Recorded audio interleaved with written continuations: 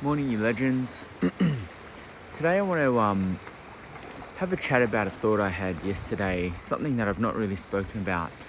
But before I do, check out these absolute legends. Getting their swim in first thing in the morning. Bit of an overcast day.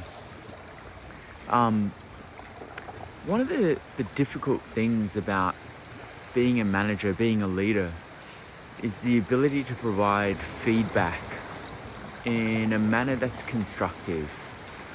And one of the reasons is if you have ever understood or had someone explain to you the concept of emotion broken down to emotion simply being energy in motion.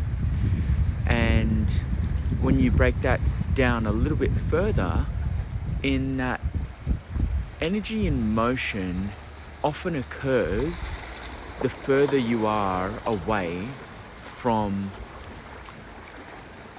the reality or the actual event that occurred. So if something happened, then you have a few thoughts about that thing and you start to feel a certain way about that thing. That is you getting further and further and further away from the actual event that occurred. I'll give you a very, very basic, simple example. Maybe I get let go from my job and I don't really understand why. Maybe I'm made redundant, right? Which means that my role doesn't exist anymore in the company, and likely it's due to financial stress on the company that they've had to make that decision for the future of the company to get rid of my role. So what's actually happened is that I was made redundant.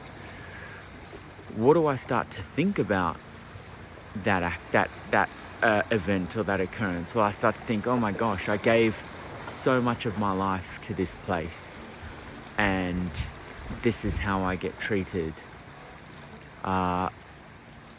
They've not even taken me out to dinner to say thank you for all of the hard work. Maybe that means I'm not as good as I think I am at my job. Maybe that means I'm worthless. Maybe that means I'm not wanted. How does that make me feel? That makes me feel sad. That makes me feel rejected. All of that thinking, feeling, is energy in motion that's so far removed from the actual event. And the actual event was just that you got made redundant. That's it. You can make up all of these stories, none of which you'll ever know to be true. And they'll all make you feel a certain way, and you'll put those stories in your future and you say, I'm never going to work that hard for a company ever again, or next time I'm going to take my sick leave and I'm going to use my annual leave and I'm going to put myself first. And it's all just stories. It's all just made up energy, far, far removed from the event. And so if we bring this back to being a leader, a team leader, a manager, the difficult thing that we need to do often is we need to try our best, especially when delivering feedback, to make sure that we remove as much possibility of that energy in motion, that distance from what the feedback is to how the person may perceive and receive that feedback, which will create that energy in motion, which will possibly end up being a negative experience for everyone, including the person you're giving feedback to. And the way you do that is by having a really good structure, by preparing properly, and by understanding how best to deliver feedback. And hot tip, it's rarely, if ever, just telling someone something. It's often through a process of coaching. Even the most simple piece of feedback is often through a process of coaching and questioning, never telling, because as human beings, we always hate to be told.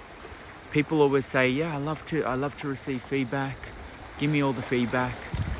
But it doesn't remove the fact that 99% of the time, most people are still judgmental of any time they're being told something. It's a subconscious kick in the guts of, oh, I'm doing it wrong, and this person knows better than me, and I either I take that on board or I don't. But ultimately, I'm being told I'm wrong, and that they're right.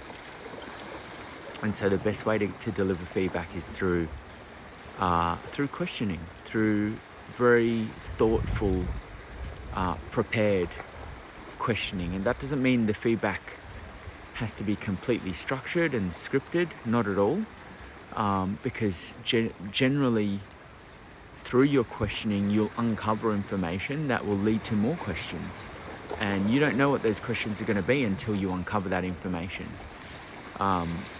But that is how you deliver feedback that will minimize the distance the recipient has from the actual event, reducing the amount of emotion they have, and giving them the power to just be in action and take control and do what they need to do in order to take on that feedback and progress in a positive manner.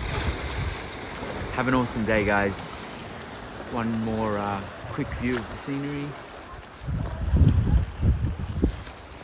Peace.